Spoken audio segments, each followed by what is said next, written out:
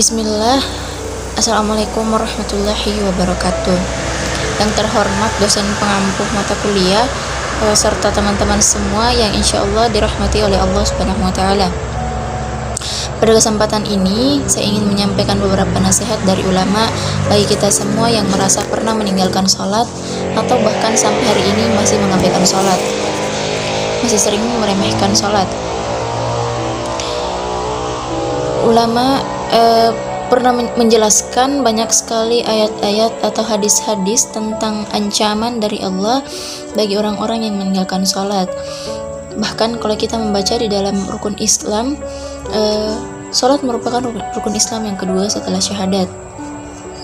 Artinya akan ditolak keislaman seseorang walaupun ia menyatakan asyhadu alla ilaha illallah wa asyhadu anna muhammadar rasulullah, tetapi ia tidak melaksanakan sholat secara sengaja dan serta tanpa uzur diperkenankan dalam agama. Bahkan di dalam Al-Quran Allah mengingatkan di dalam kalimat ancaman. Contohnya, fawailul lil musallin alladzina hum an salatihim sahun. Celaka orang yang sholat, yaitu orang yang lalai di dalam sholatnya. Apa arti lalai dalam sholatnya? Dia udah sholat tapi sholatnya asal-asalan. Dia udah sholat tapi sholatnya tidak khusyuk. Orang yang sholatnya kadang dia lakukan, kadang dia tinggalkan.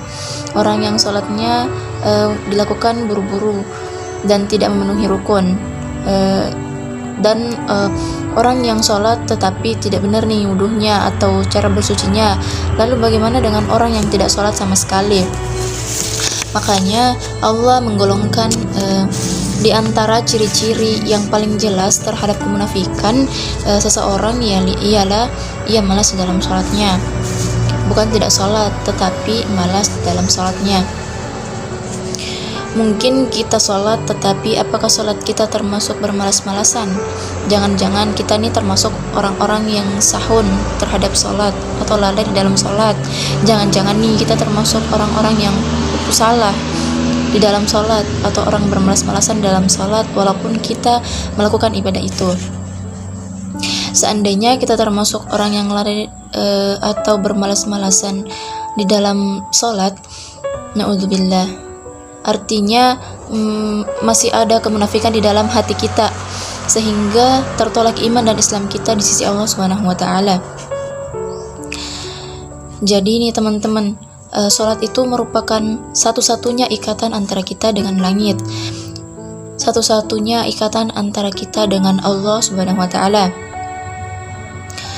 Sehingga ketika kita meninggalkan sholat satu kali saja, maka kita telah memutuskan ikatan kita kepada Allah. Lalu bagaimana ketika kita minta pertolongan ketika kita butuh, sehingga kita tidak memiliki ikatan apalagi kepada Allah? Kalau ikatan kita sudah kita putuskan kepada Allah, lalu bagaimana kita minta rezeki kepada Allah? Bagaimana kita minta perlindungan kepada Allah, padahal kita sendiri yang memutuskan ikatan dengan Allah? Satu-satunya ikatan, kata ulama, antara kita dengan Allah yaitu as-salah. Jadi barang siapa yang meninggalkan sholat secara sengaja tanpa uzur yang dibolehkan di dalam agama, berarti ia memutuskan ikatan dengan Allah. Dan bahkan sebagian ulama berpendapat bahwa orang yang tidak melaksanakan sholat atau sengaja meninggalkan sholat, maka ia dinyatakan murtad dari agama Allah. Na'udzubillah. Jadi pesan saya kepada teman-teman, jangan putuskan Allah dengan meninggalkan sholat. Mudah-mudahan ketika kita menjaga sholat, Allah akan menjaga kita.